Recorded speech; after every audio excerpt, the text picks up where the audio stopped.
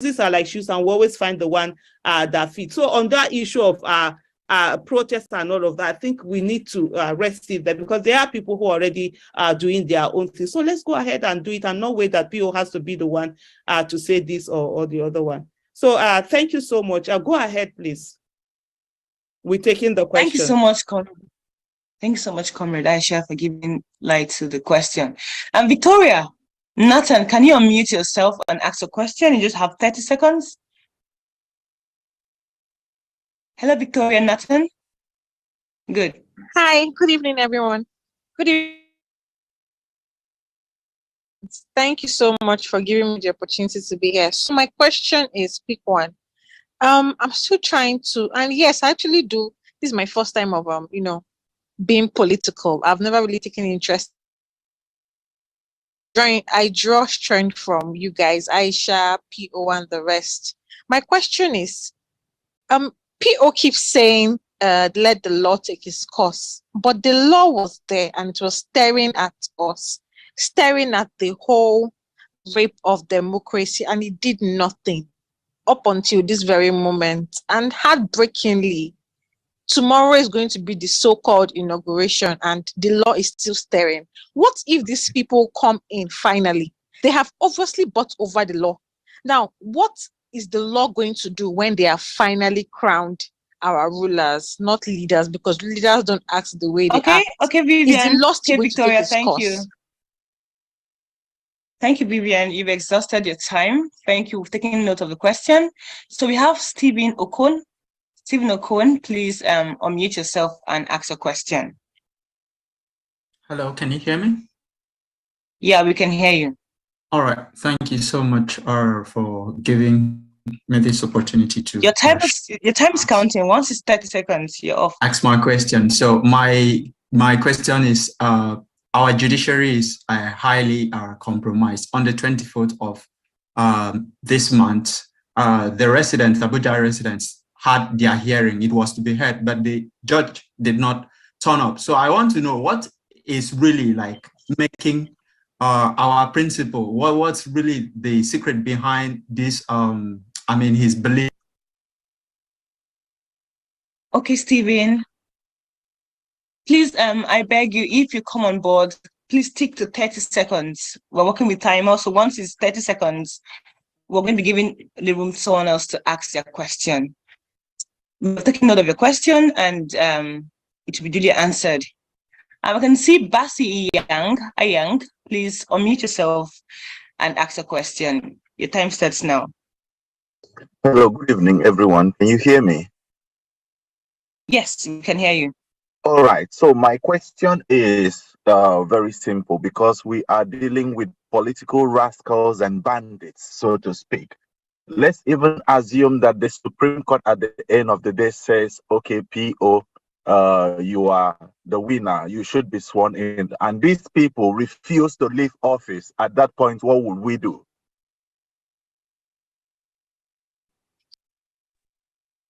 Thank you so much for keeping to time. Thanks so much for keeping to time, Basi. Your question has been taken note of. We have Kasmie Ihonu. Please unmute yourself and ask a question. So once you're done asking your question, kindly bring your hands down so we can give room for other persons to ask their questions. Yeah. Kasmie, over to you. You can unmute yourself. Is there something else I can help with? Okay, so while Kasmie is coming on board, Dr. Blessing Onyekachi, please, can you unmute yourself and ask the question? You've been asked to mute. Okay, yeah, this is Dr. Blessing Onyekachi from Georgia. My question is, I know he's not going to be sworn tomorrow. I know it's not going to happen. But in case it happens, what are we supposed to do as the obedient? Because right now, our anchor is Obi. And if the judiciary cannot handle Tinubu right now, it's like Tinubu is bigger than Nigeria. What is the fate of the masses? Thank you so much, Dr. Blessing. I believe Comrade Aisha has answered that question. Let me just add into that question again, even before PO answers that question, is to say Tinubu does not have any power. He's not bigger than Nigeria. It's an illusion of power that he has ascribed to himself. And it's people's self-fear, self-defeat and fear that is allowing all of this to go on. So let's not so ascribe power to someone who doesn't have the power. Our business, like I have personally repeatedly said, is the fact that it's not our business to trust the judiciary or not trust the judiciary. Our business is to overwhelm the judiciary with evidence. Let me find out. I can't see this thing. Is PO still on the line? I'm trying, I'm working two things, trying to get the other Twitter thing on. We have been having a bit of issue. Is he online? Yes, comrade, he's online. He's still online. Okay. He's trying to sort. Yeah, PO, if you I take some of those, at least I think we've had a few. Of course, then he just take some of those questions that have been asked to give one word or the other. Let me hear the questions. Let me hear the questions. Yeah, so give him a summary of it all. Admin. Thank you so much, Dr. Aisha. So one of the questions that was every asked, other person, yeah. Mute every other person. Are we all muted? Do we have any call? I'm trying to scroll through again. Now everybody has changed their names. I'm seeing like 3 Talbis on this phone. Okay, I think that's the call from the Twitter space. Okay, go ahead with the question. So we hear you. Go ahead. I can't see N6. N6 is not here. Admin, go ahead with the summary of the questions. All right, thank you. So one of the questions that was asked was, what is the next hope since the judiciary has security gone mute with the seats? I can see N6 is not on the space, but PO is here. PO is on the space. Go ahead. Just speak over. Go ahead. Is the conversation from this is being sorted? Go ahead with the question. I don't know. It's interfering here. Okay. Let me read them through. Can you hear me? Yes, we can hear you. So basically, some of the questions, I think what people are asking is that what next? What if the judiciary doesn't do the needful? Those are some of the questions that people are asking. What are they going to do? When we get to the end of the sharing, haven't gone through the full process. Because remember what I keep saying, if we have to, for us to build this new Nigeria we're talking about, we must learn to go through the process, go through the rule of law. That intangible assets is what we must use to build a new Nigeria. A Nigeria where everybody, no matter how highly placed you are, you must go through the rule of law. Like we're changing the rascality of election now, we're going to make sure that whatever we do, we stay within the law, respect for the Constitution, respect for the acts and everything that we're supposed to. So where we are now, I personally say at the tribunal, when we exhaust that, then we'll take the next step. We'll be rest assured that whatever happens, I'm committed to this journey. And all of us must sacrifice for this journey. It is not, I repeat again, it's not a day journey. It's not a month journey. It's not even a year journey. It's something that we require to put all our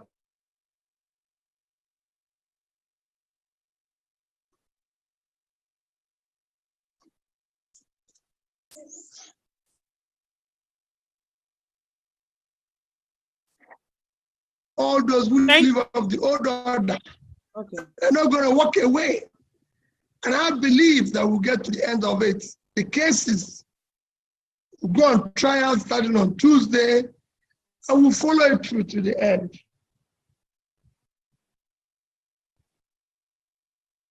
Thank you so much, Pio, for that. I do know that a lot of people in the normal Nigerian thing, we are always used to instant gratification. So let's do it. Okay, can we also do? No.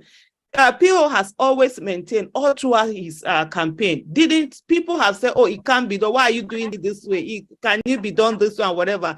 And he has always insisted on that rule of law, to talk about the fact that if you are going to be called excellency, that the process that brings you in must be excellent. And I think a whole lot of us, let's hold on to that. Let's not keep saying that, oh, Nigeria can't work. This thing, we will force Nigeria to work within the ambit of the law. That's what happens when citizens focus and citizens participate. And that's what we are doing right now. Apologies for a whole lot of back this thing that you're getting. We're still trying to log on to the Twitter, this thing. We will get in there. So go ahead with the questions, please. Let me call them. Okay, so I think I'm back now. Hello, Professor. Do we have the... Hello? Yeah, go ahead. Go ahead, we can hear you. Okay. Professor Osezwa asked that the judiciary seems to have been compromised. How then do we stay hopeful that the ruling will be in favor of the people?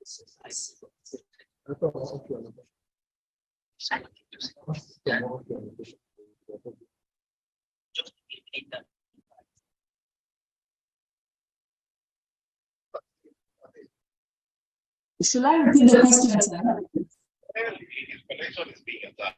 Hello? Do just go ahead. You will hear a bit of back. We have to work within those background noises because of the space that we are supposed to be streaming through. Up till now, Pio has not been able to join. I have not been able to join. So that's what we are trying to do. So let's just keep speaker, because at least we can hear each other and hear the things that are going on. We're trying to get that sorted. Thank you.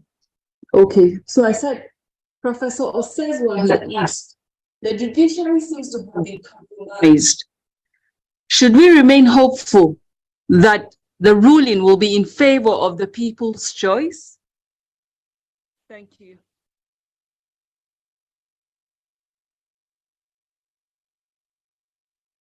I think that's a question that has been... Okay. Well, for me, yes.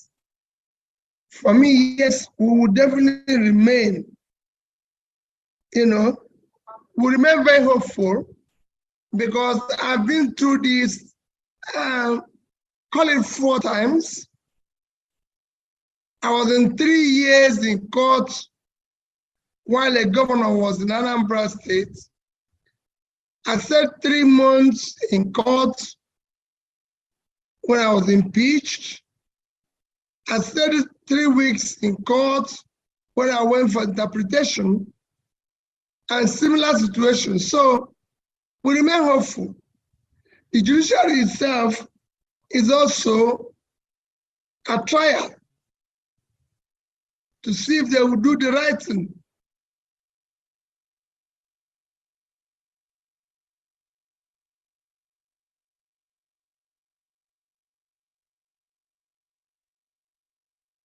Hello, we lost you there, sir. Hello?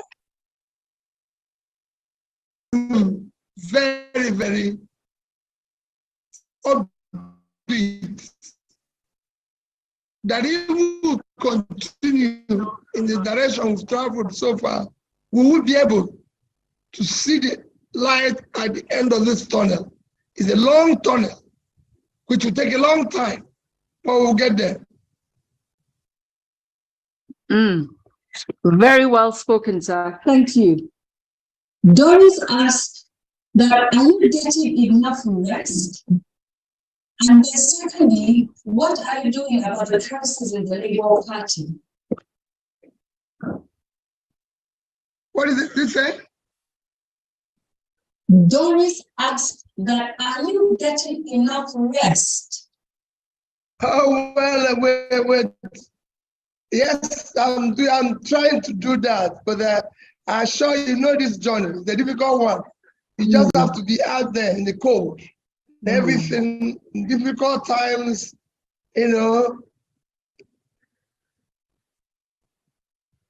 Thank you for your reassurance. You inspire a lot of confidence in us. And then she also asked, what are you doing about the crisis in the Labour Party? There's no crisis in our party. It is all the same thing being introduced by the same reactionary elements that is in our country.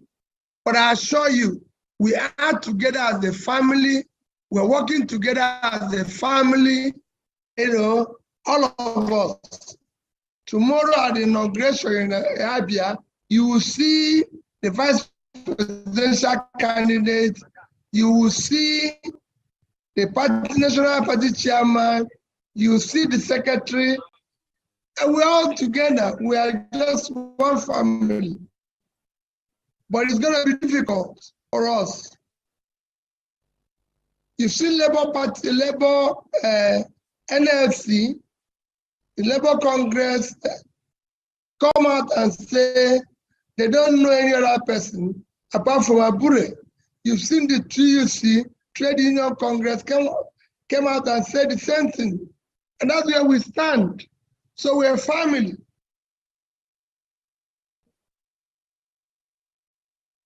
Thank you very much, sir. We appreciate your instilling confidence in us about the Labour Party. Go on, Auntie Aisha. Okay, thank you so much, Dudu. So just to oh gosh, what am I even saying now? Pio, can you please check your phone? They have sent you a direct link to be a speaker. So check your WhatsApp to join this thing as a speaker. So I think that should help. Who sent it? Sarah sent it. Yeah, I can't see. Okay, let me go and look for it and also send to you. Which number did you use to send it now? Okay. So just give it to MJ. Let me talk to MJ. Be doing this. Continue. Let me talk to MJ. We'll get you in now, sir. Send it to me now. Yeah, it's with him. Yeah, that's what I'm saying. So send it to him. Talk to which number? Can you tell you his number? Our number? Okay then. Apologies, everyone. So we're just trying to get there's so many people on Twitter. I think at one time there were over 20,000 people waiting on the Twitter space to have that conversation. And so please just try and understand. Dudu, go ahead, please. Thank you so much. And also our admin, go ahead. Thank you. Thank you so much, Comrade Aisha. I think we've taken the first batch of questions.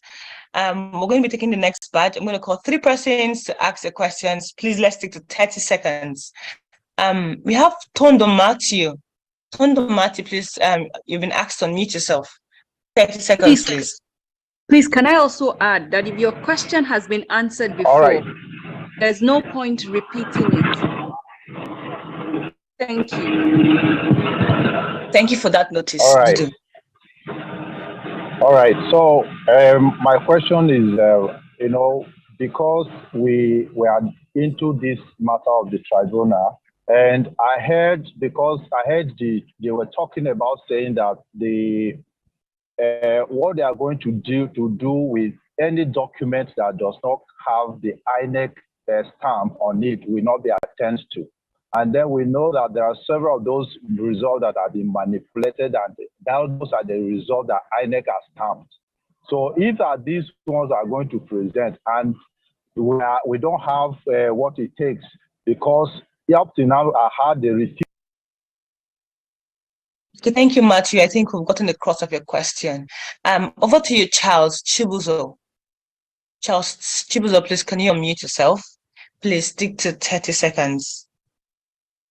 Charles Chibuzo. Hello. Hello. Hello, can you hear me? Yeah, go ahead. Please, my question goes like this. With regarding the double nomination of the vice president-elect to say, what is it we are going to do about the judgment given in place of the PDP when it gets to our own turn for the procedures in the court? Thank you very much. Thank you so much, Charles Chibuzo. Honorine Ike, please can you unmute yourself and ask the question? Honorary Nike. Okay, we don't have him online. So Cosmos Oyiba.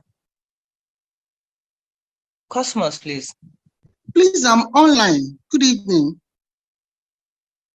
Good evening. Okay, go ahead. Go ahead, Ike. Okay, please, I want to ask one question. What if this court case is being dragged till they leave their tenure? So what will be our fate? Because he mentioned, going to court for 3 years, which was in the time, and governorship was like 4 years or so. So what is our fate if they keep dragging this case till he finishes his tenure? So what is our fate? Thank you. Okay, thank you.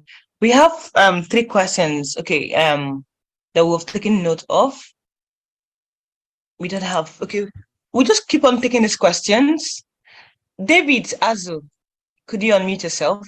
We're already taking note of these questions. Once we have PO on the call, the questions will be reread and you'll get a response from all of these questions. David Azu, over to you, please. Hello, David. Okay. Yeah, hi. Yeah, Can David. you hear me? Am I audible? Yeah. Yeah, you are. Okay. I don't have so much to ask because being the 29th is already here, and it's not really about the date. I just wanted a personal assurance that, irrespective of the swearing in of this man, or if it will hold or not, that this mandate, one way or the other, will be gotten back. Because the feedback I get now will push to the grassroots. There are a lot of people not connected to this, but they really are dependent on what PO will tell us, so we can spread it to the roots, so people can still keep their hopes alive. So I just want to know what's the way forward. I don't know if somebody has asked this earlier. What's the way forward? Peradventure, this man is sworn in tomorrow. Thank you so much, David. We've gotten your question. Okay. Thank you so much. I think let's keep the question. Let's stop the questions from now. He has been able to enter Twitter, and so he'll be able to start the conversation also there. So I'll get him to unmute so that we'll be hearing both conversation, and then we'll pass it on back and forth. So he just entered there, so it's only fair that he will start a bit of that. So let's just hold on and listen while this is going on.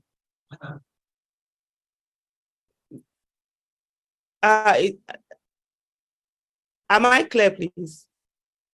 Yes, Comrade Aisha, yes. Yes, okay. You are. Thank you.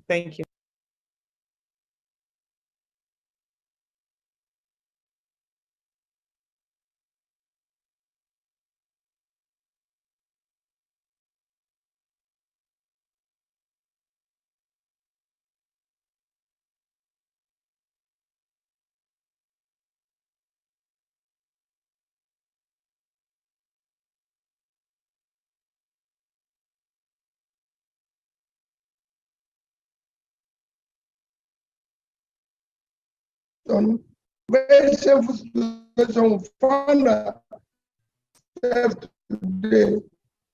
In order to change it, we must remain on course. We must remain strong. I know how painful, how pressed most of you are. But if you check what we've been able to achieve in just a year, imagine what will happen if we remain on course for a few years. Right now, we're in the courts. The tribunal is going on well. I can't predict what the outcome will be.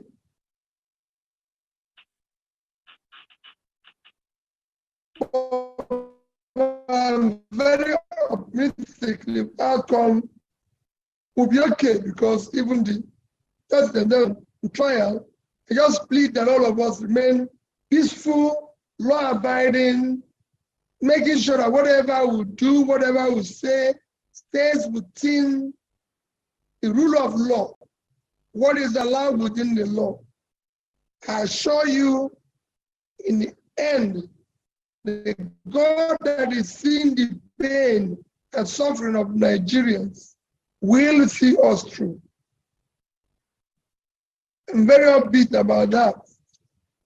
I know how difficult it is for me personally and what I'm going through personally, but we must continue. I know most of you have questions on this. Please, if there's anything you want me to clarify, please feel free.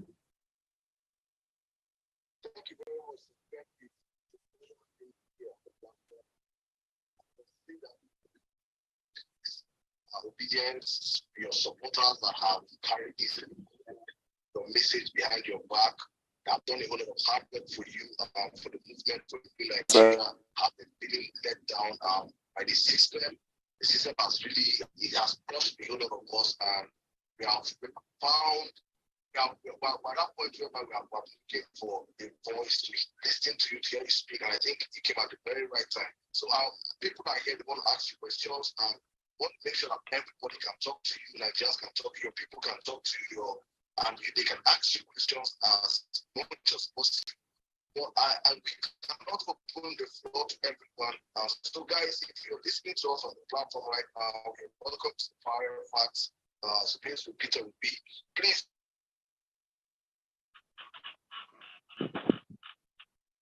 Facts. We have to use the hashtag. We reading your questions, but those that we cannot bring up, we're going to try our best to bring up as many people as possible. And if you're up here, please keep your questions as short as possible. We are not going to have any questions beyond a minute so that we can take as many as possible. You all know how much we want to speak to him, how much we want to interact with him. We're going to give all our people the chance to speak and talk to the man today. So thank you, sir. It's a pleasure sharing this platform with you, David. David, my brother, thank you. Ethics, I cannot see you. Please request my anymore. I've done my best to try to bring the audience. So I'm going to yield the mic right now to David. David, if you have a question for our guy, you can start. If not, I think we can start asking, allow people to come up here to ask him questions, let's interact with people. If not, I would give the mic to you right now. Thank you. So I would actually like to ask my question to the audience to speak as quickly as possible. I guess the one I believe can be a question or a clarification that I would like to ask for the benefit of the audience is with regard to the status of the actual petition courts. And the reason I'm asking this question is that because of the news that emerged on Friday, several judgments at different courts regarding the purported ceremony on Monday, there's several pieces of misinformation and disinformation swirling around, and there are a number of people who seem to be under the impression that the judgments delivered last week somehow have some sort of bearing on the subsisting issue, the presidential election tribunal. So I'd just like Peter Obi himself to officially clarify what is happening and debunk some of these narratives so that we can sort of sing from the same crib sheets going forward. Well, while we cannot say, I won't say what is happening, the actual position of what would be the outcome of our case filed in the tribunal. Remember that we have several issues which we are asking the tribunal to be able to deal with. Number one, David, being the issue of the constitutional interpretation of the 25%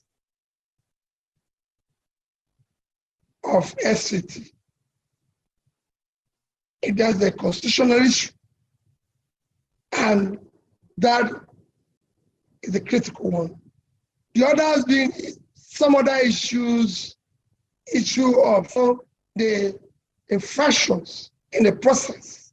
You know, at least as we start going on with the trial, which will commence on Tuesday, people will see what our case is hinged on. I will say what the decision of the court will be, because ours is to present our case decision is theirs. And I believe that they're two on trial. It is not going to be easy, but the judiciary itself is on trial in this process. All I'll say is that we're committed to it and we're going to be there. It's going to take a while, maybe within the next 1 or 2 months. The problem people have is that all of us believe that after inauguration, it will be impossible to get justice. But I always keep reminding people that I went through it for 3 years and somebody was in office. Eventually, I got justice. I went through it in course of my life. I've had to turn and come back with 3 governors. I did it when I won an election in 2003 and stayed for 3 years. When I was impeached, somebody else took over as governor. Again, I was able to obtain my impeachment, which the court said was wrongly impeached, and came back, and they conducted the election, and I went for tenor interpretation. Eventually, I was again able to come back from that situation. So for me, really, it is a case where all we need is, let's go through it, believing in the rule of law, that the law will prevail, that we'll get justice. If in the end is otherwise, we will all sit down as a family and decide the way forward. All I can assure you is that not at any time will I, in this process or in this journey, either compromise or be part of what is wrong. For me, the process is everything. The process through which people get everywhere, it must be far more fundamental than what they do thereafter. So I'm committed to it, and I believe that all of us can stay in it.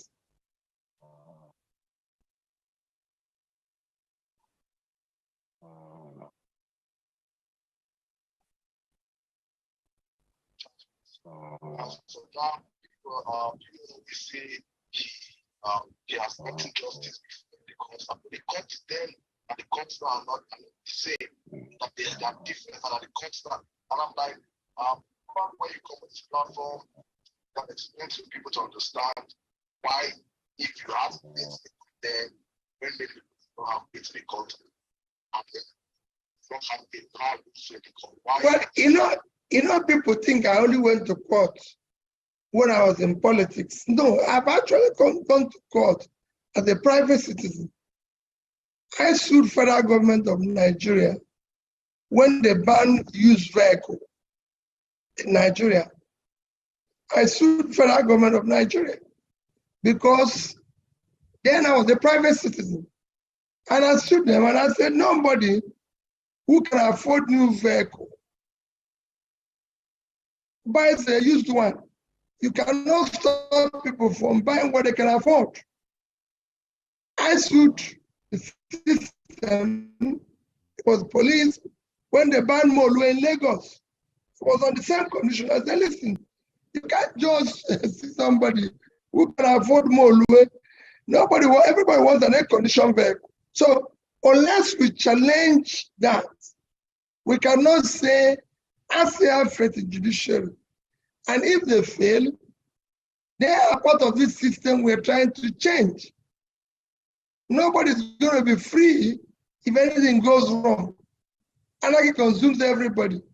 We've seen everybody end up in IDP camp in various parts of the world, including the high and mighty. So it's not going to. What we're saying here is that we want to make the system better. Today, everybody is unsafe in the country.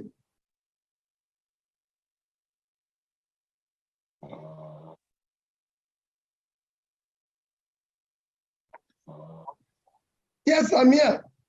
So for me, let's go through it. The judiciary might seem to have changed, but I still believe in it.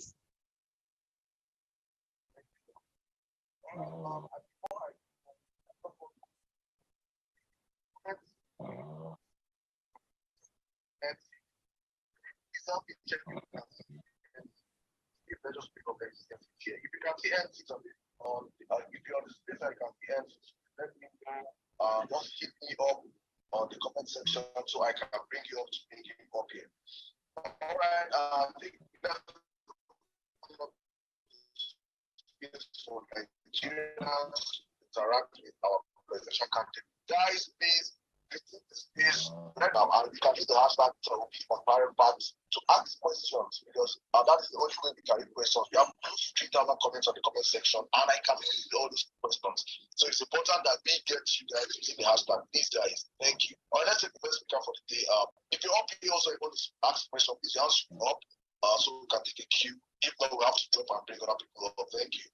All right, Madam Lady, why do you have the space, please? Okay, Jimmy, sorry, please, let's Jimmy, let's take the ladies now.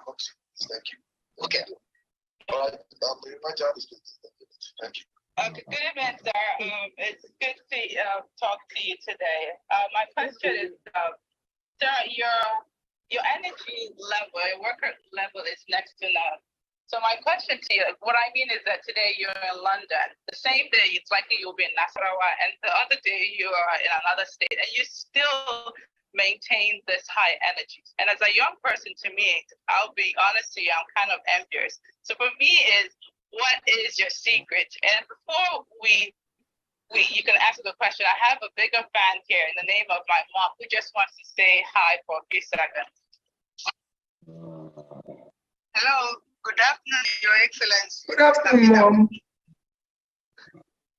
I am a concerned Nigerian, and Thank I am you. 100% obedient. Thank you, Mom. We the people are solidly behind you. Thank you, Mom. I pray that God will help us reclaim our mandate. Well, Mom, we're committed to it, and I'm sure God has seen the pain and the suffering of people in this state will help us to stop this criminality that our nation is going through today. And I'm sure it will happen. Yes, and I said victory is ours. Thank you, Nigeria Mom. is our country. Nigeria is our country, and Nigeria must survive. It must. Long live your victory. Thank you. Thank you, Long Mom. live President, my Thank you. president. Thank you. Long live the Federal Republic Thank of you. Nigeria. Thank you so much. Thank you, sir. My sister, I don't have any other energy that better than you have. All I do is that we must be able to fight this, and I can tell you, it is the energy in you, the obedience that are committed in what we're doing. For me, like I keep saying, my desperation is to see Nigeria work, not to be the president, but to see it work. And I know it can work. We can have this pool of talented, committed people and allow criminals to hijack the process. Look at what we're going through. Look at the waste. If you see the struggle now to be anything, look at the amount of money we wasted going through election, spending over $1 billion to conduct an election that nobody will in any way assess as one. Look at even the cancelled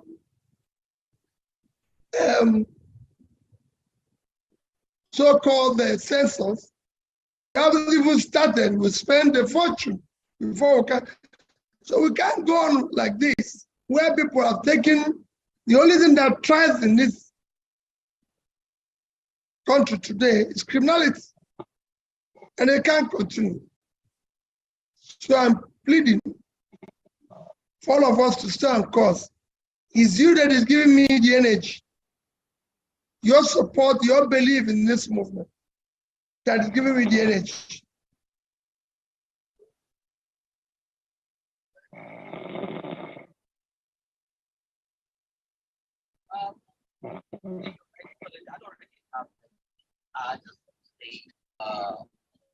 I just express my gratitude and let them know, right?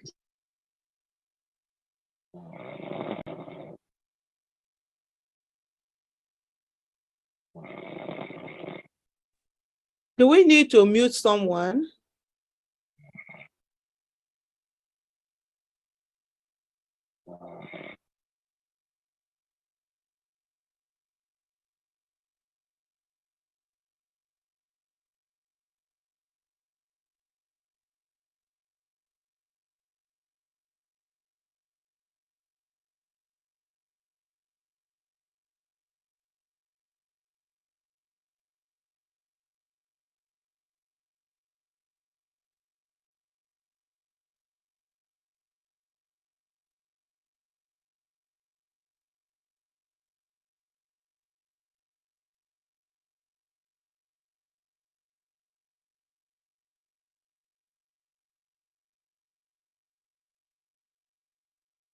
Hello, admin. Yeah, hello. Did you mute Komedansha. everyone? I think you muted PO. Okay. Yeah, it's muted. So for everyone who are here, you know, we had quite conversation here, and then you know we're supposed to stream this concurrently, both Twitter Space and here, and unfortunately it took so long for Twitter to be able to come on. So at least it's only fair that we allow them for now to keep the conversation going. Please unmute PO so that we hear his this thing. Yeah, I've asked him to unmute, so I think he would have to unmute from his end. Okay, let me go over and call the PA. And I don't know why when he's talking, there's one Cosmos that shows him off as a spotlight. Let's just spotlight him for now. I don't know what was happening. Was he speaking of it? He just keeps coming on. Let's just try and spotlight him when he comes on. Thank you. Yeah.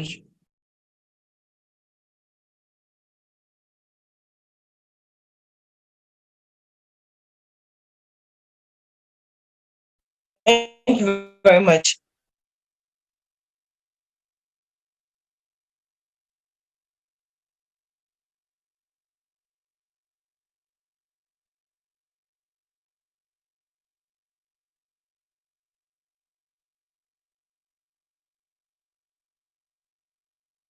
I think one of the things everyone have to understand is that giving up is not an option at all.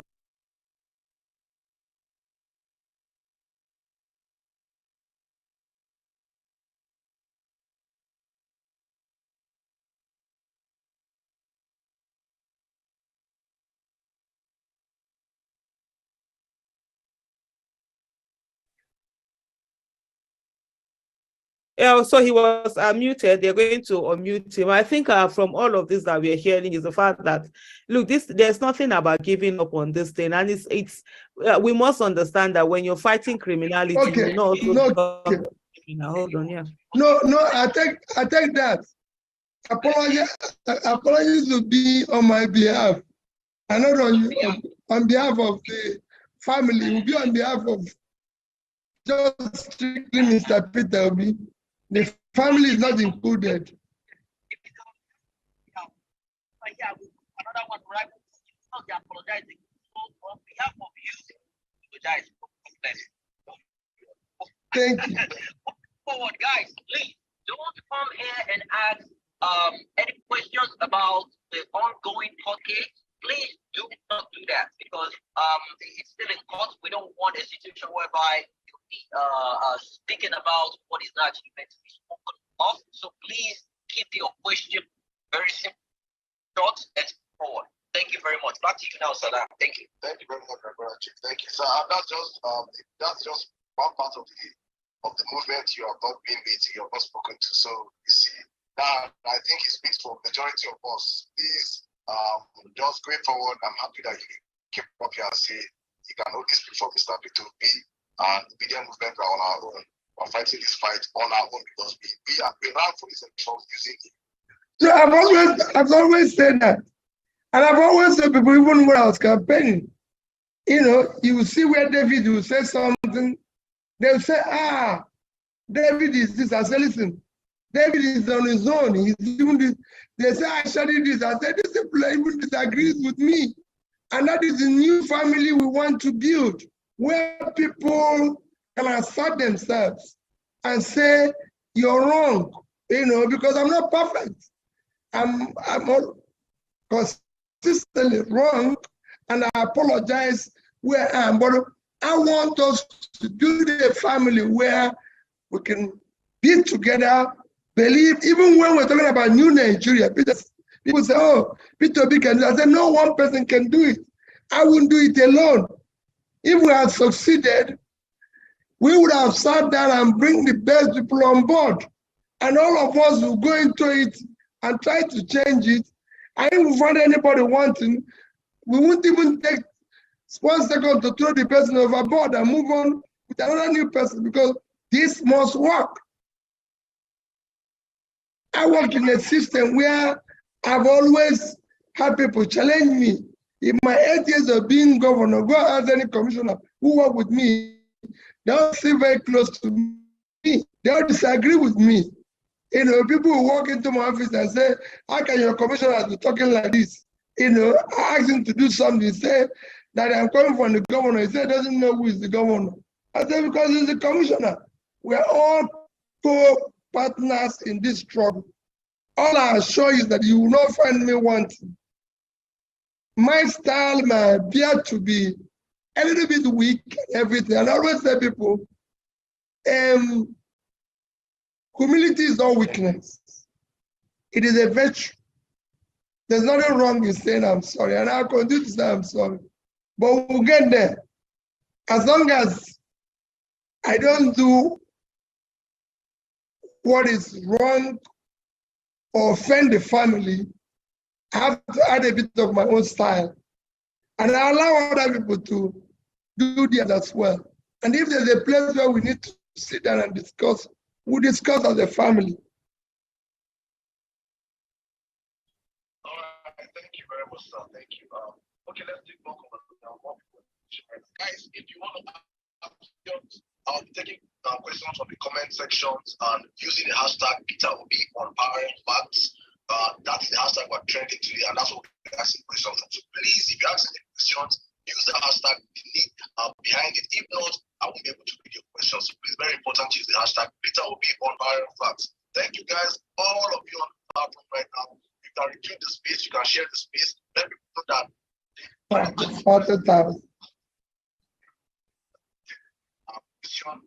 Let's take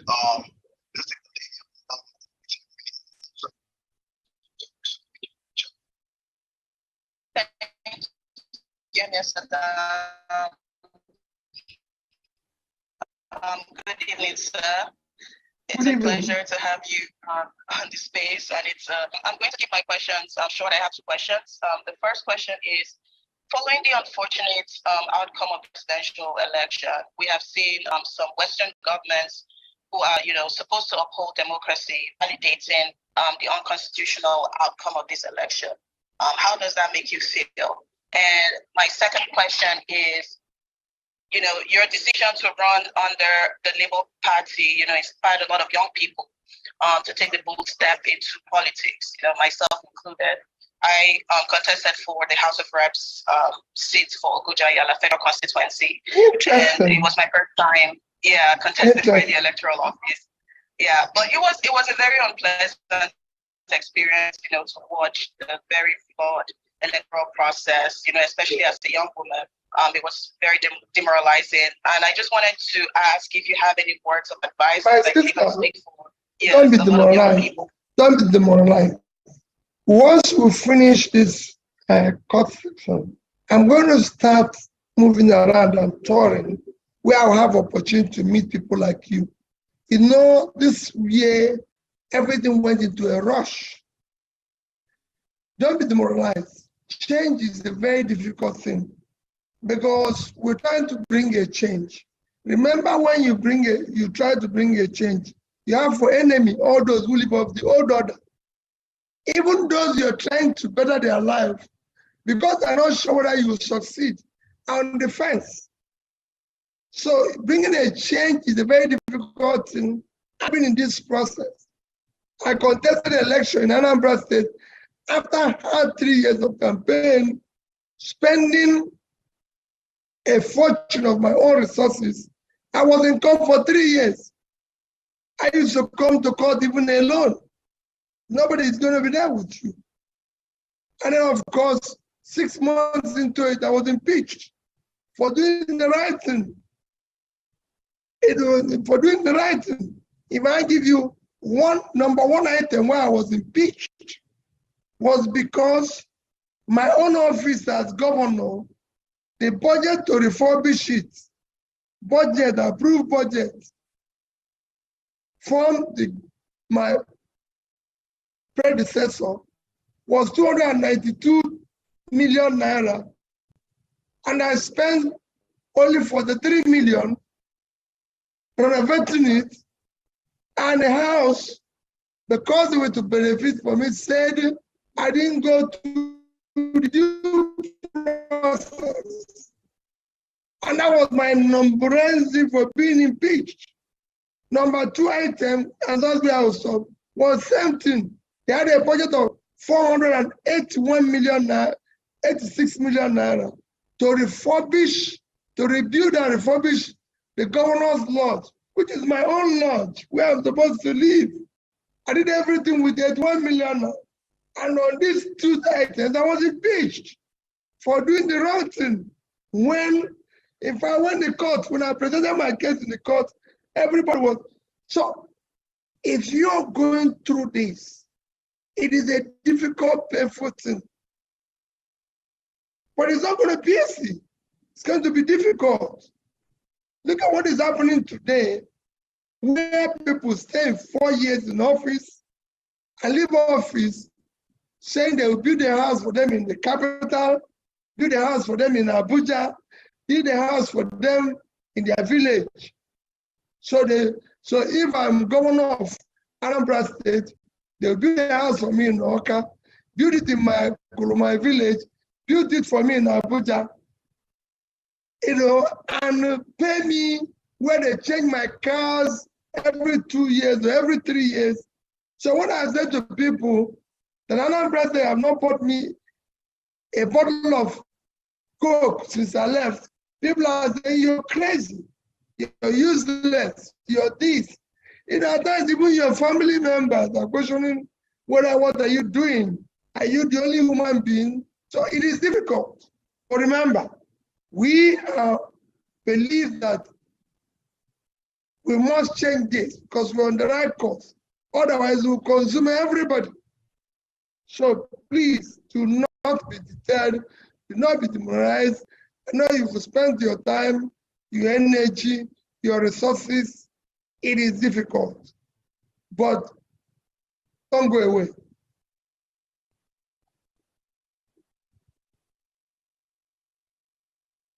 Thank you very much.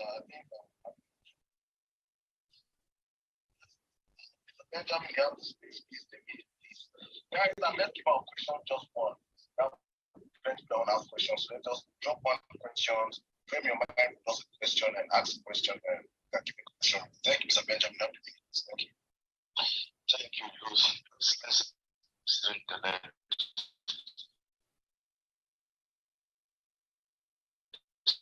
That will be Benjamin Bell. I want to say thank you for the opportunity. Thank you. To be part of this great program today. And give you that accolade that you deserve. Don't forget, 1 year and a day. Maybe today you left it behind. We all followed you.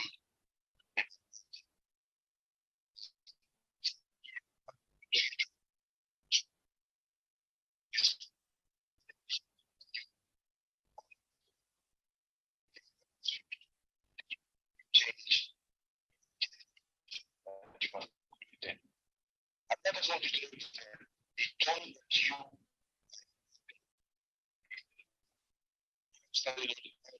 that we are with you in the end. Thank you. Do not be afraid. We have had anything any before send it back to us and ask us to join for them. Thank you. Thank you.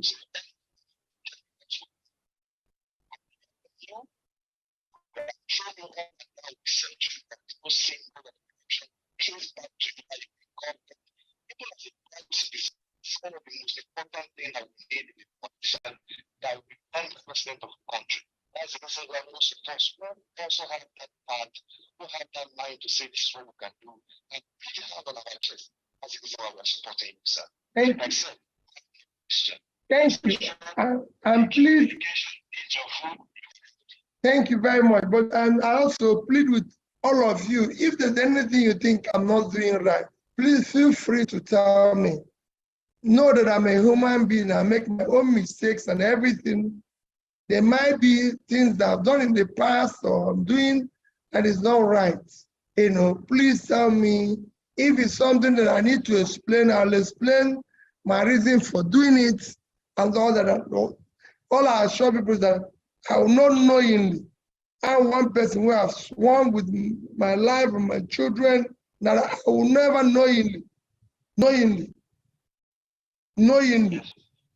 do anything that is wrong or take government money. So for me, please just be advising me we must be a family. Vous avez la famille, nous, Labo Mobile. Aussi à deux.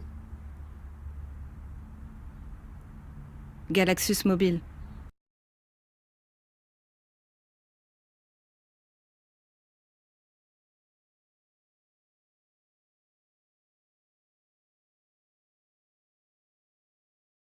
Thank you.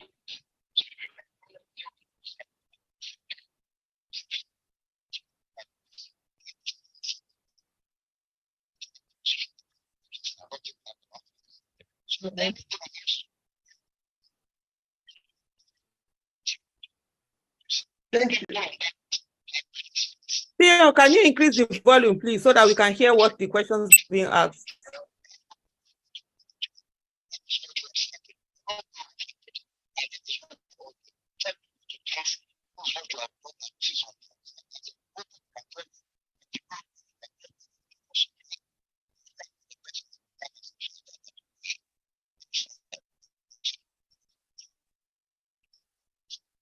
Thank you. Saddam, real quick before you go ahead, sir, let me use this opportunity to let you know about Parallel Facts. It was born out of this movement. It is a platform that you can use it as a reference to good and factual news, the real news, because now we have different, kinds of media being controlled by the MPC. They tell them to do this, not to do this, to say this and not to say that. And Parallel Facts is just going to be giving us the news, the way.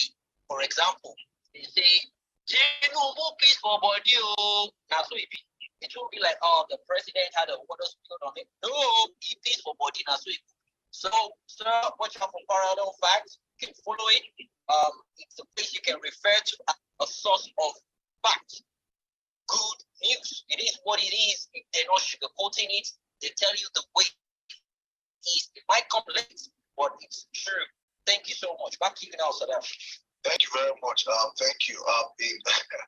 Oh God, thank you, sir, for joining us. I think let me just introduce my co-host, one of us that is here. Antics to bring him up here has been another task in itself. As in to bring you up here, what they've got to be.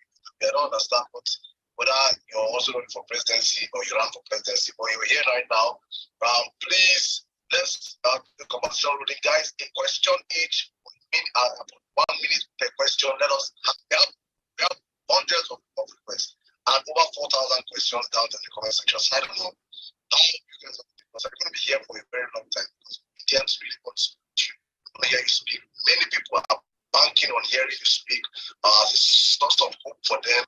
I think I'll use the mic right now to N6 are coming right now. Then I'll come back to our speakers.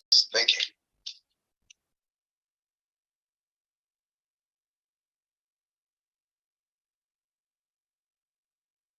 N6, are you there? All right. I think SB is struggling with his network still. Let's take a lady. Then I'll come back. Come to you next if you're ready. Bolale, you've been here for long, so we have this in a minute. Good evening, Your Excellency. Thank you. Good evening, my sister. Right, so initially I was going to ask a question, but then, I know you're a man of faith. You have described your journey as being one of with the grace of God and a miracle in itself. And so I was listening out to the Holy Spirit, and it came to me that I needed to read out Psalm 91. I know that very good Psalm. It is indeed. Very good Psalm. I am reading the Amplified version, and it speaks to the security of the one who trusts in the Lord. Yes. It says, verse 1, he who dwells in the shelter of the Most High will remain secure and rest in the shadow of the Almighty. Right. Power no enemy can withstand. I will say of the Lord, he is my refuge and my fortress. And he is. I trust with confidence and on whom I rely. For he will save you from the trap of the fowler and from the deadly pestilence. He will cover you and completely protect you with his pinions, and under his wings you will find refuge. His faithfulness is a shield and a wall. You will not be afraid of the terror of night, nor of the arrow that flies by day, nor of the pestilence that stalks in darkness, nor of the destruction, sudden death that lays waste at noon. 1,000 may fall at your side and 10,000 at your right hand, but danger will not come near you. You will only be a spectator as you look on with your eyes and witness the divine repayment of the wicked as you watch safely from the shelter of the Most High, because you have made the Lord, who is your refuge and my refuge, even the Most High, your dwelling place. No evil will befall you, sir, nor will any plague come near your tent, for he will command his angels in regards to you to protect and defend and guard you in all your ways of obedience and service. I'll say that again, to protect and defend and guard you in all your ways of obedience and service. He will lift you up in their hands so that you do not even strike your foot against a stone. You will tread upon the lion and the cobra, the young lion and the serpent. You will trample on the foot, because he has set his love on you. Therefore, he will save you. I will set him securely on high, because he knows my name. He will set you securely on high, sir, because he knows your name. He confidently trusts and relies on God, knowing you will never abandon him, no ever. You will call upon God and he will answer you. You will be with him in trouble. He will be with you in trouble. He will rescue you and honor you with a long life, and he will satisfy you, and he will let you see his salvation. Amen. Thank you, sir. That was all I wanted to share. Thank you, my sister. Thank you. When you said that, I said a very strong psalm, and I assure you, we're all here by his grace. It is by his grace. That's why I said that those who abuse power are abusing grace of God. Whatever we are in life is by his grace, and you cannot afford to abuse his grace. And I assure you, this is our journey. We will succeed by his grace. Thank you. All right. Thank you very much. That was a wonderful prayer. Okay, let's keep the conversation. Mr. Joe, obedient, you have to space the minute, please. Thank you. Okay, thank you. Your Excellency. It's you happy 1 year anniversary in Labour Party. You have done the unthinkable. I'm very, my friend, for you to do well, but did it often. I'm sure you have it. Open what? Wrong in Nigeria. What it is like the level of oil theft. There is not happening in Nigerian economy that we do. Can you hear me, Tim? Yes, I can hear you. That you please help us with more exposure information you have about things going wrong in the economy that general masses don't have access or don't know about, or we have been ignorant about it. And that was a very important hearing, but it was very deep. No, definitely. You know, I say it every day that is they criminalize this, you know, and that is why you see us politicians juggling and paying any amount of money for position, doing all sorts of things, killing and maiming people, doing all sorts of things to. If it is going to work, the level of aggression, the expenditure and everything would drastically reduce. And that is why we must have a process that is transparent, because once that starts, that will be begin of building a new Nigeria that will solve this problem. All these problems we're going through. So thank you. I'll continue in that direction. Now it's like I'm focused on this trial. When it's true, either way, we'll continue. All right, thank you very much, sir. Let's take a lady right now. I'll be skipping one guy, one lady.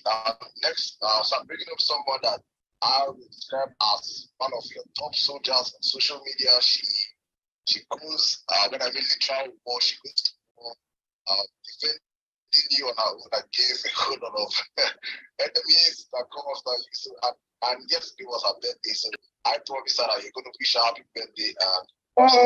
You would have given me, I wish you can even send me a number and everything so that I can send it personally to her, but go on.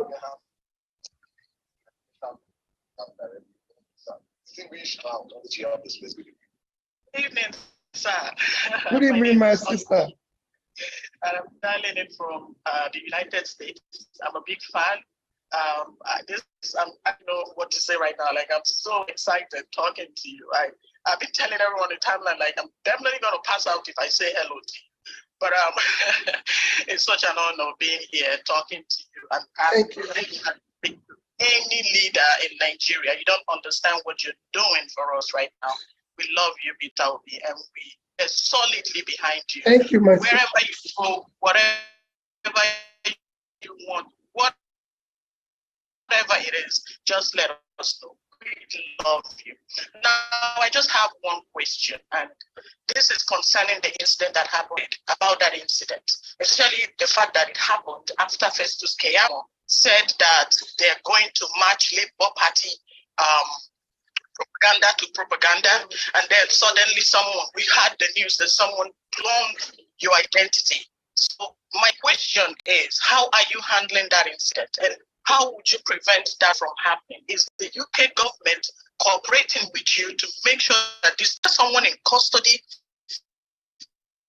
Is there any form of case going on? I'm just so curious about this, sir. Let me,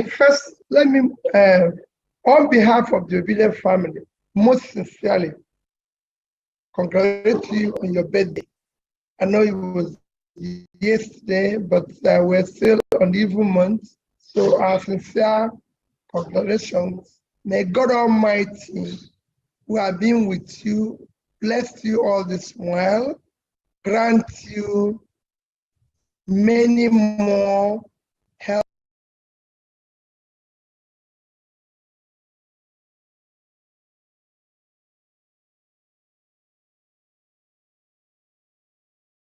Healthy, fruitful, and happy.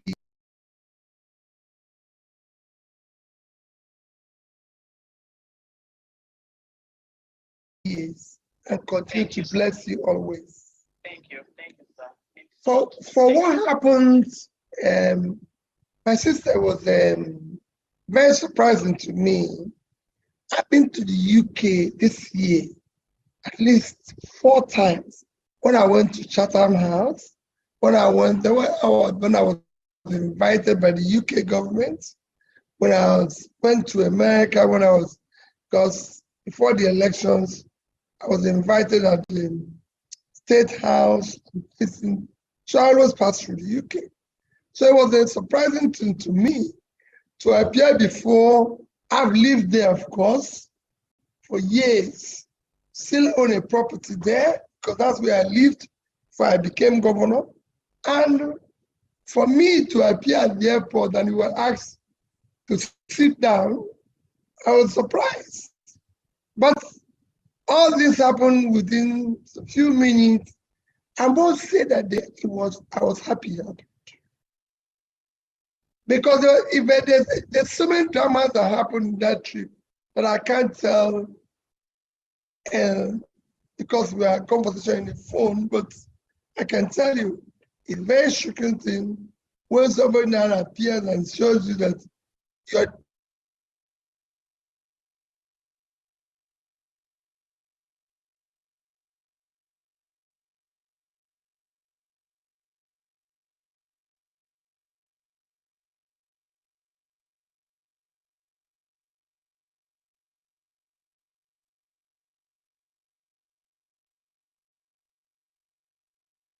to me. But when I told a colleague and a friend of mine in the UK, he said, I'm going to refer you to identity duplication experts. And I went to see, after an hour, 20 minutes meeting, I came out shocked because I used to travel. Of course, first he told me, say, Peter, listen, this is what I don't want to call some countries that use it to track people. He said, Peter, you could be implicated for sort of a rape. Because simple, you book a hotel, they book the same hotel, they have their own gang who come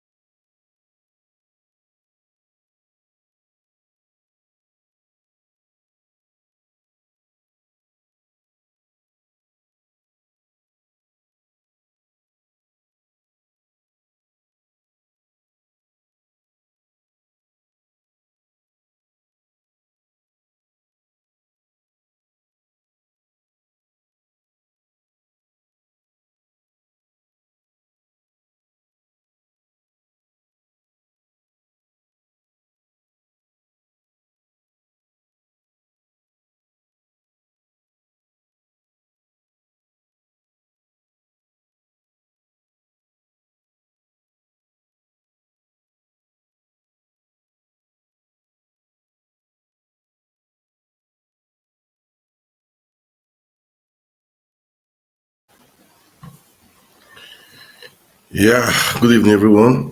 Good to be back again. This is Africa's International Online Network, and it's always a pleasure and it's always a joy to be here again. I know I've been here before the elections, and so many things happened. So many things happened. Since on Saturday, I would say most people in Nigeria, they will be wearing gloom faces. All right. People said they cried sleeping, wake up, they cried sleeping. They said crying and they wake up crying. Well, and in Nigeria, just imagine no celebrations is going on, nothing like that is happening. Damn too bad. Let me please press conference video of His Excellency Mr. Peter Obi. Let me play the video of his press conference today. Okay, let me play it. Hi people, let me again correct one impression, because I've seen some people saying in the media that I released one news or the other. I have never, directly or indirectly, spoken or released any message since after voting on the 25th. My last comment to the media was immediately after voting on the 25th, and I've never done so until now. So whatever you see in the media, please disregard. It's not coming from me, directly or indirectly. This is my first time of speaking, coming out to the media, and I thank all of you for your understanding. For me, it's a very simple thing, is to speak to Nigerians who on the 25th of February trooped out en masse as committed citizens to participate in what all of us know as what are called existential election for supposedly free, fair, credible, presidential, and National Assembly election.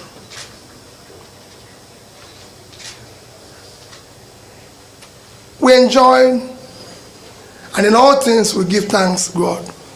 For me, number one thing is gratitude. Gratitude to God Almighty that continue to protect and bless our dear country, Nigeria. Number two is gratitude to Nigerians that participated in the election, answering the call as true citizens in our dear country. Number three is gratitude to those of Nigerians, especially the youth, that believed and worked tirelessly for a new Nigeria, and trusting that new Nigeria on that thing and my good self. I thank them for their hard work. Gratitude to the obedience youths, those who believe that a new Nigeria is possible. And I say to them that a new Nigeria is possible, and we'll work for that new Nigeria that is possible. Their resilience, their hard work for a new Nigeria should not be when. Daddy and I remain committed to that new Nigeria. I know how they'll be feeling now because of the way the elections have come and gone. The commitment and resilience, it all started from here. That's all I can tell you. It's something that started from Nigeria. And I'm being careful about it.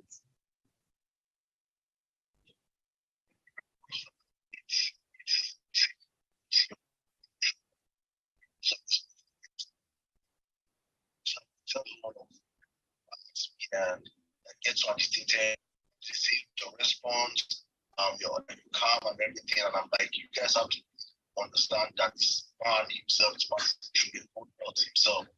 And the best you used to take passing through is something that's what everything. So thank you very much for that, sir. Please make sure that you're always speaking up, because one thing I want to assure you guys that you have the people. That's what you should understand. You do not ever have something that you keep quiet. You have the people behind you, strictly behind you. So please, when we speak out, the people, they see the office of the citizens, where it always stand up for you. Please, when you really have to speak up, speak up. Now, I will, I'm sure it will even get worse as we go forward.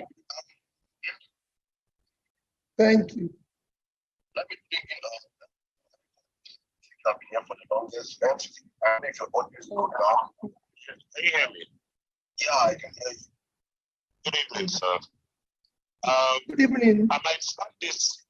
I might start asking you questions from the most basic angles, because I really want us to start somewhere and head somewhere, so that way we don't discuss tribunal in one question, then the next question we're discussing something totally different.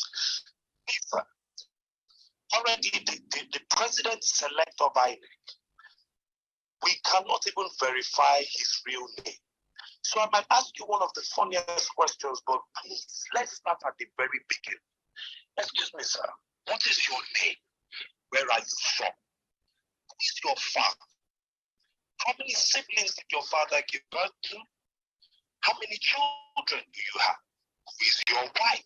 Just basic standard information that currently as we speak, we cannot even swear that the president Aso Rock can give this information accurately. So let's just start at the most basic. Who is Peter from beginning? Introduce yourself to us. Well, very simple.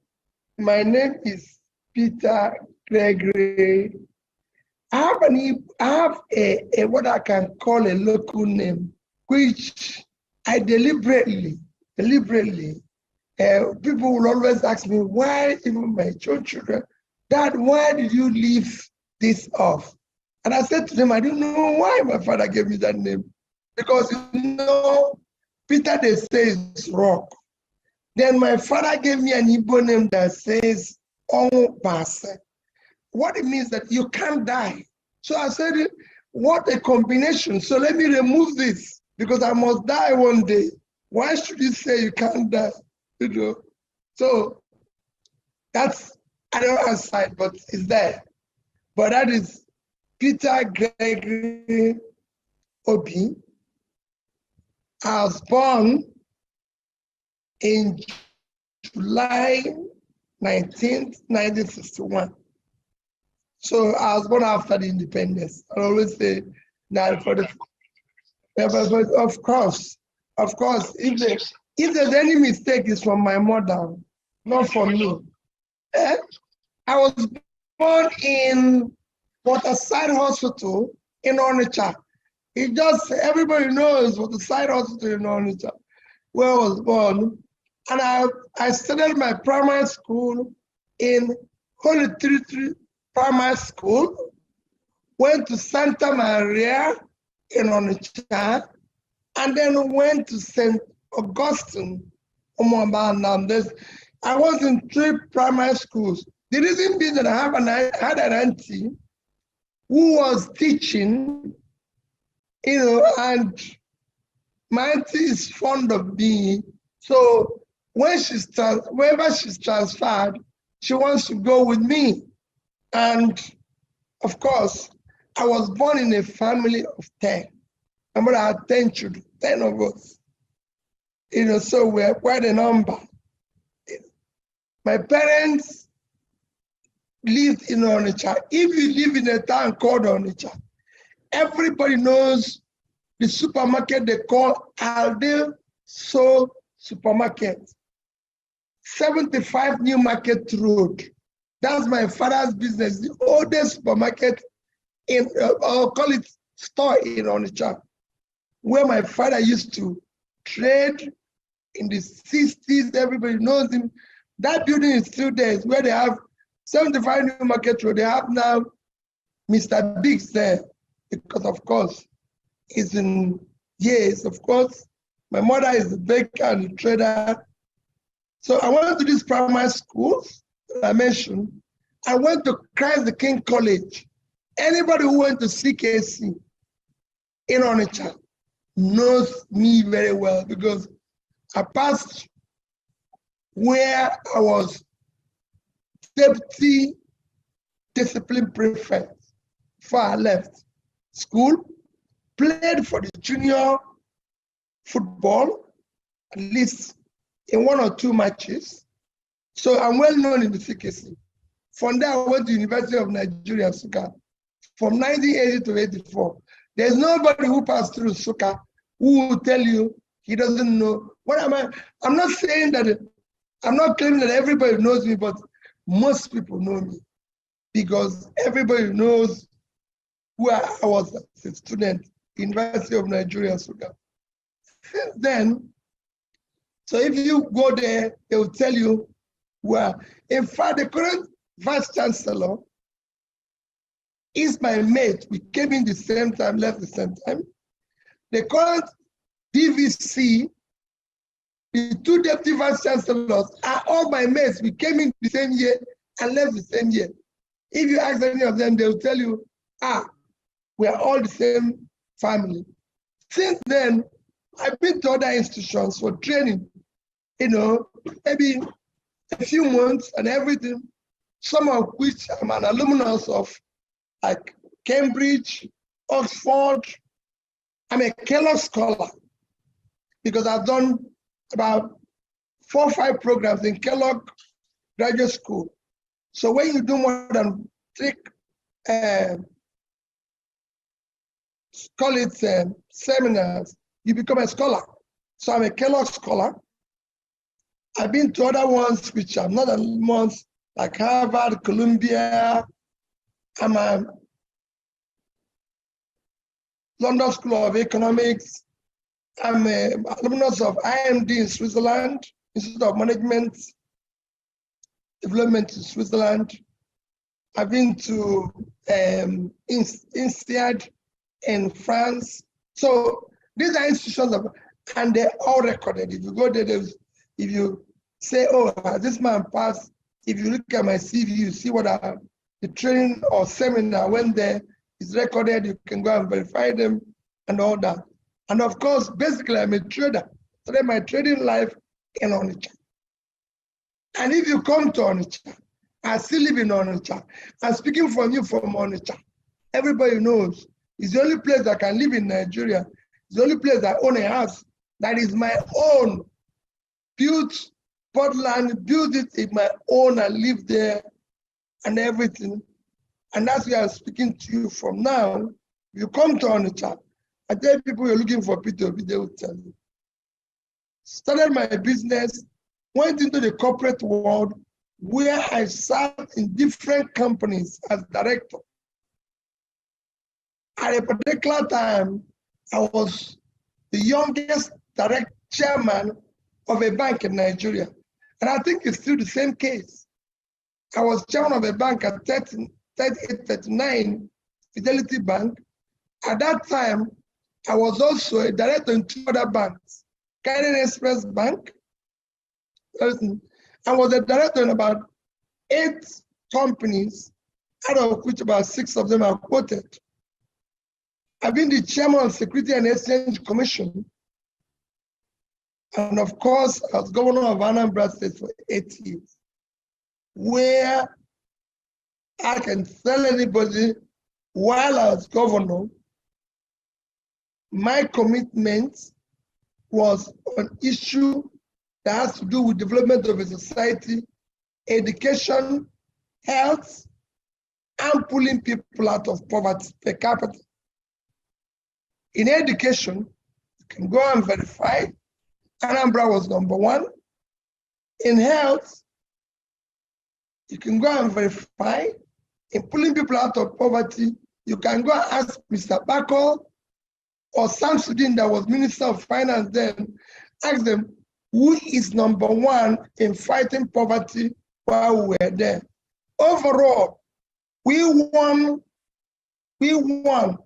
the MDG, Millennium Development Goal, as the best performing state in Federal Republic of Nigeria.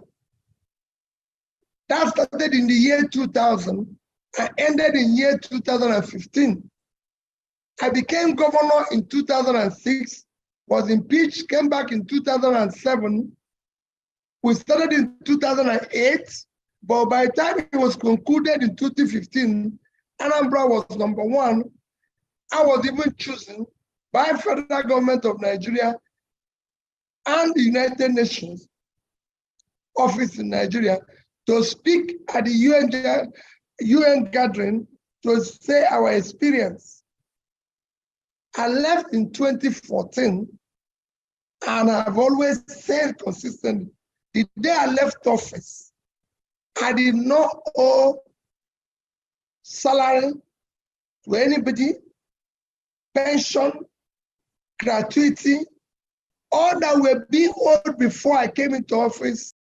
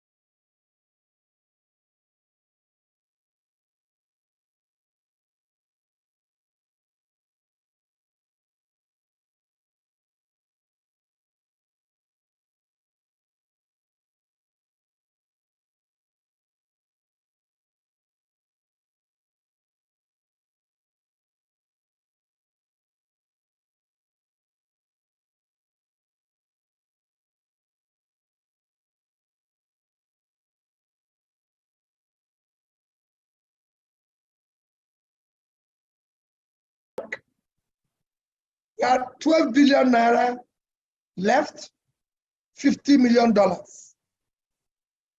Access Bank of Nigeria, 12 billion naira, $50 million. Diamond Bank of Nigeria, Diamond Bank, $50 million, 12 billion naira. The three NDs are still living, the banks are still there, and I can show you the statements and everything. And since I left, there's no severance, no pension, nothing to me as a governor. I have never earned Anambra have never bought me a bottle of Coke. This is my 10th year of living office. Because I refuse to sign the Anambra Governor's Pension Law. Because I think it is wrong that somebody will stay 4 years, 8 years, and be paid 200 times what people who have spent their lifetime of 35 years cannot earn in their lifetime. Even when you've had the best, as governor, you're managing the resources of the state. So if you want to steal, you can steal as all those monies I'm saying are left, could have actually have been, I could have stolen all of them and even borrow more. Could have taken it away. Nobody asked me. I remember my late senior sister, Dora Akuyen, always asked me, Peter, why are you putting money in dollar? I said, well, listen, I'm just hedging. Now what I did is that I divided the money into three, one in Naira, then one I'm using to buy shares, the other I'm keeping in foreign currency, just in case.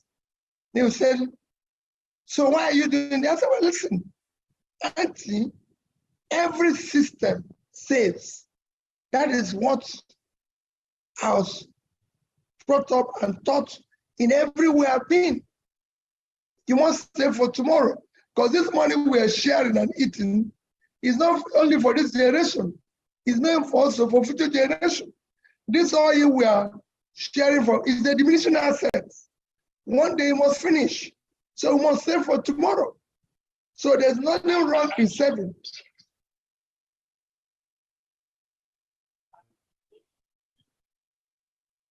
A nation that owes 7 trillion naira, about double-digit unemployment rates. Even look at how the election ran. Why are you interested in leading Nigeria? Just in 1 minute, just why are you? I mean, with all this stress, sir, I would have packed my bags and gone to London and taken a holiday. Why are you disinterested? Well, for me, it is, thank you very much for that question. Because you know that what is happening can change. You know you can change. You know it can be better. Where will you want to see a situation that can be better? And you will not want it to be better because you can sacrifice for it and make it better. Because let me use the instance of what we're going through today. Especially, I was speaking to somebody. I was in Kaduna. I'm sure you must have seen it in the news just yesterday. I was in Kaduna. And I said somebody, woman argued for about 2015, 2016, when Buhari was coming into office. And he was telling me that as a military person, he's going to fight the insecurity. And I said to him, listen, you don't fight insecurity by might, by power, by using guns and everything and all that. Yes, you do that, but you have what you can call fighting insecurity in in what I can call natural way. So we met again, and I said, are we more secured now? So he gave me a excuse. This time I said, let me tell you, the first method of fighting insecurity is by ensuring that you pull people out of poverty. The more you pull people out of poverty, the more you fight insecurity. It is when you've done that that you'll be able to deal with the issue of those you can call criminals. But today, the system has been criminalized because people have stolen the public wealth instead of investing it in critical areas of development like education, where you now have almost 20 million people, 20 million out of school children, where you have so many people who are supposed to be educated who have not had the benefit of passing through a school.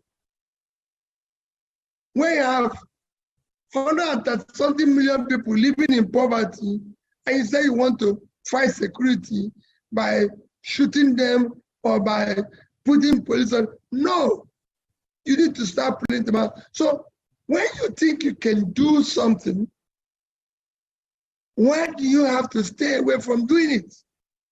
I'm sure you have read what WHO said. Yes, World Food Organization, WFO said about Nigeria that there will be hunger in Nigeria this year. And even went to say that the state where we're going to have the highest hunger is going to be Borno State, Yobe, and Adamawa. And like I kept telling people, how can we have a state like Yobe that is 70.9 thousand square kilometers of land? Yobe, 45.5, and Adamawa, 36 point something. These three states alone, just three of them combined, is over 150,000 square kilometers of land. That is 3 times the size of Israel. Sorry, over 7 times, that's over 7 times the size of Israel. Over 7 times. Israel at 22.1, so 7 times should be about that size. Yet, Israel can feed themselves, export some agricultural goods, though they import some because they want some variety. But these states can't feed themselves. They have been declared a hunger zone. What is the vast land doing? So if you see opportunity that you can solve this, if you see opportunity that the vast land in the north can actually earn more money than oil. Most of you are calling from, joining from United States, and you know that today, the #1 state in terms of GDP in America is California. What is propelling California? Is agriculture knowledge. And this is what we can provide here easily. And that is why I want to get involved. I want to get involved. I want to be part of changing this narrative. I want to be part of changing this negative situation of Nigeria. And that's why I keep saying, for me, the expression is still Nigeria work. I'm sorry I took more than 1 minute. You allowed me, even 10 minutes, but I have to do that because we can't wait. Anambra, for example, that I came and did a little work, we were number 26 and 27 in WAEC and NECO, and we became #1. Anambra became the only state in Nigeria where all secondary schools are computerized, had internet, all of them had two buses. So you can change it. And I know with people like you, we can change it.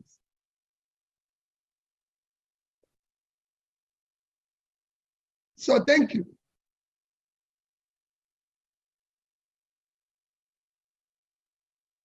Oh, somewhere.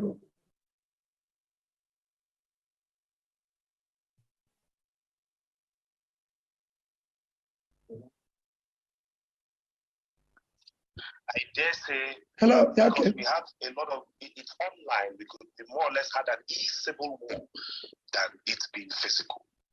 Please, sir, what would you suggest for frayed nerves, especially with what happened with tribalism, anti-Igbo sentiments around this election period? How do we start to heal as a people, considering who is in Aso Rock now? It's not somebody we believe in. So how do we heal as a people outside of governance, considering this Pandora's box of tribalism in particular, although there was some religious and bigoted exploration to it?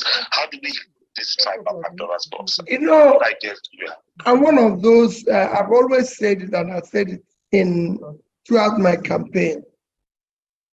The truth is that we don't have a tribalism and this religious thing people are imputing. It is strictly concussion of the political elite, the criminal elite, to continue impoverishing our people and living off the constitution. I've challenged anybody to show me where Muslims buy bread cheaper.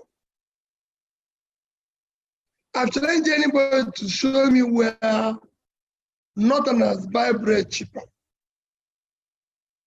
There's more poverty in the north than there is in the south. So it's not a tribal issue. And I've said to anybody who cares to know, if I'm president today, I'll be celebrated in the north. It's not a religious issue. I've not seen where Muslims buy bread cheaper, or there's a road town that the Muslims pass through. I've not seen where Christians buy bread cheaper or anything, or there's a hospital built specially for Christians. When Nigerians are sick,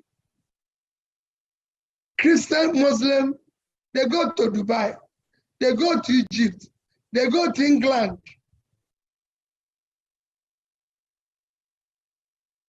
And I, for one, I've said it, I was governor for a year for 8 years. 8 years. My ADC is from Kanu, and he remains the best policeman I've ever met in my life. We're close today and everything.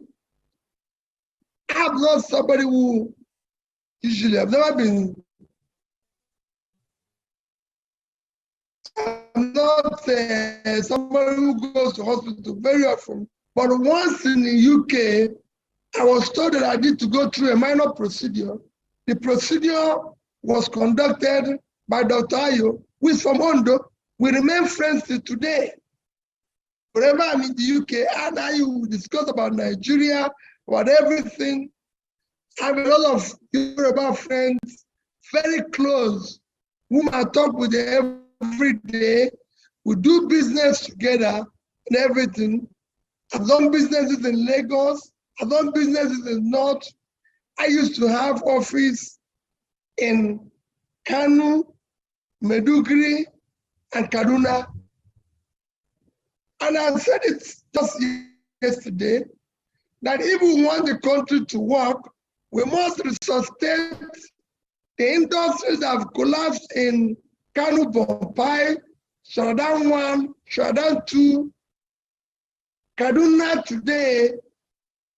Bangladesh exports more clothing, which is just textile, than we earn from oil. What are we doing for Kaduna? All the textile industries have collapsed.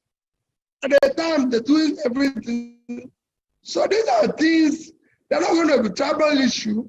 We have so many shoemakers in Aba and everything.